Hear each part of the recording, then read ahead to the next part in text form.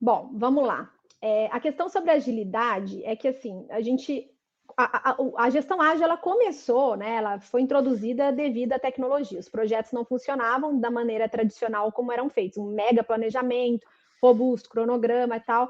Então, houve o advento da gestão ágil, né? Poxa, vamos pensar de uma maneira diferente, trabalhar várias abordagens, né? O mindset ágil, mas foram derivando dali várias abordagens diferentes, vários frameworks, né? Só que, a princípio, eles eram muito focados nessa entrega de valor e eles eram aplicáveis, digamos assim, para equipes pequenas, tá? Hoje, a gente não fala de gestão ágil para tecnologia, pelo amor de Deus, gente. Gestão ágil hoje é, assim, pré-requisito de qualquer negócio. Não importa se o seu negócio, por exemplo, faz projetos preditivos, você está construindo um prédio. A empresa, ela tem que ser ágil. E eu vou explicar esse conceito melhor, né, de agilidade organizacional. Só que, assim, cada equipe foi desenvolvendo sua abordagem ágil e foi trabalhando. Quando viram que não era só para tecnologia, poxa, eu podia ter uma área de marketing que trabalhava de maneira ágil, né? Que tinha recursos, né, tanto de tecnologia quanto de processos, né, de padrões que traziam para mim uma agilidade. Agilidade não é de velocidade, né, mas dessa adaptabilidade, de foco de entrega no valor para o cliente, né? Você não está, igual eu falei, você não está focado no projeto, você está focado no produto que você está fazendo, no Sim. serviço que você está oferecendo, né? O que vai realmente te gerar valor para o cliente e, claro, rentabilidade, claro, né? Um negócio recorrente, uma parceria aí de negócio, enfim. Só que cada empresa foi criando esses pequenos núcleos de equipes que trabalham de um jeito, né? Com uma abordagem ágil. Pode até ser que seja a mesma abordagem. Todo mundo está, por exemplo, trabalhando com Scrum. Então, cada equipe está trabalhando com Scrum. Só que esses padrões de cada uma, do jeitão ali de cada um, eles não se convergem, porque os processos dentro da organização, na maioria das vezes, eles são transversais. Eles cruzam todas as áreas. Então, se você vai fazer uma solicitação de uma nova contratação, você tem que pedir uma aprovação para o setor, por uma diretoria. Essa aprovação passa pelo financeiro, essa aprovação vai para recursos humanos, tá? Ainda que seja uma empresa pequena, sei lá, você tem, não sei, uma agência que tem 12 pessoas. Ainda assim, tem pequenas equipes ali, né? Pequenos agrupamentos ali que são especializados em alguma coisa, por exemplo. Você vai ter que passar um conhecimento, uma informação de um lugar para o outro. Qual que é a grande questão sobre agilidade organizacional? É que esse todo precisa conversar. Essas partes não podem ser partes de um todo. Elas precisam ser um organismo inteiro. Elas precisam fazer sentido. Perfeito.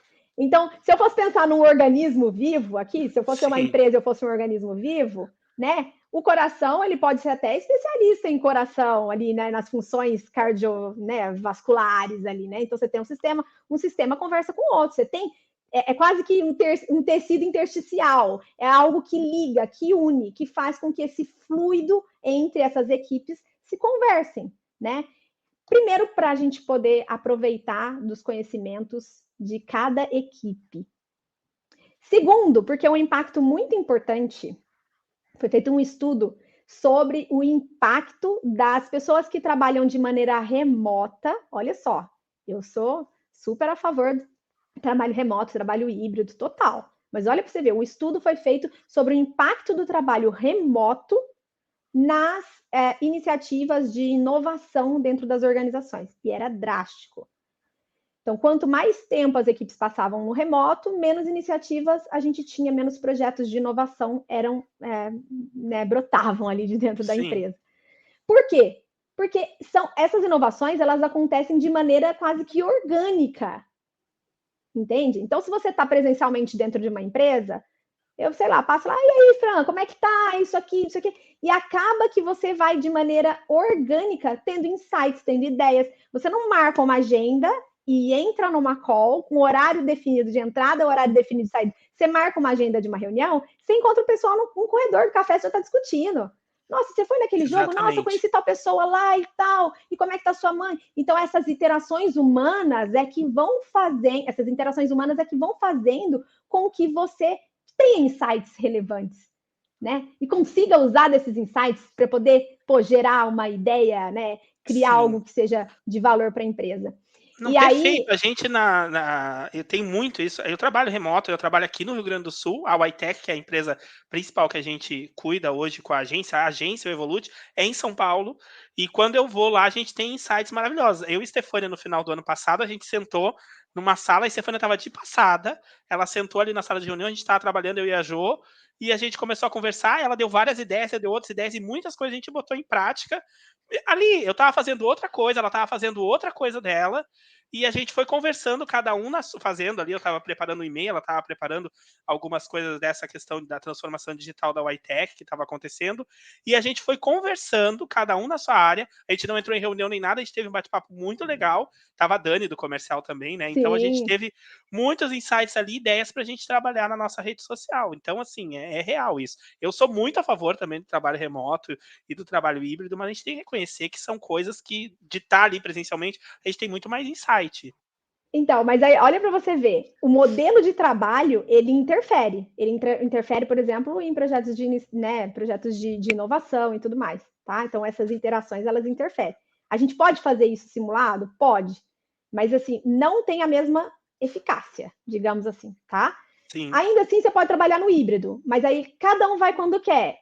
Também não rola, porque existem equipes que precisam ter interação durante um período para poder gerar insights, equipes que trabalham juntas, sei lá, talvez a equipe, não sei, da sua empresa aí, a equipe de design com a equipe, né, sei lá, de experiência, juntos dois, entende? Então, assim, Uhum. precisa ter muito dessa noção de como arquitetar isso.